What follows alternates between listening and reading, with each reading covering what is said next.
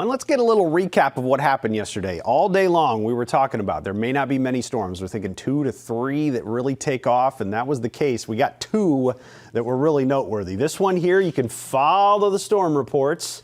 That one rolled through in parts of Dodge, Washington, Pottawatomie County, the north edge of Douglas County, and then this one really took off as it made its way into Iowa too, with storm reports and tornado reports through parts of Cass County and then into southwestern Iowa. So let's get in a little closer. I want to show you what some of these entailed. The hail reports were impressive. Up here northwest of Arlington, 2.5-inch diameter. There were baseball-size hail reports in Fremont. Again, that's approaching 3 inches in diameter. I believe there was one over here with that.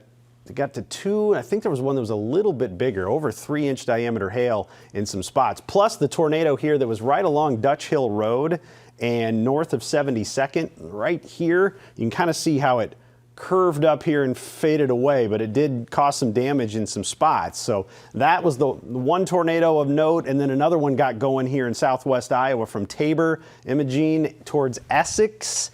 And then it lifted, thank goodness, and then it turned into some wind gust reports over here as it moved a little farther to the east. 86-mile-per-hour gust as it kind of wrapped itself up. We call this the RFD wind gusts. That's basically what wraps around the tornado. So what we have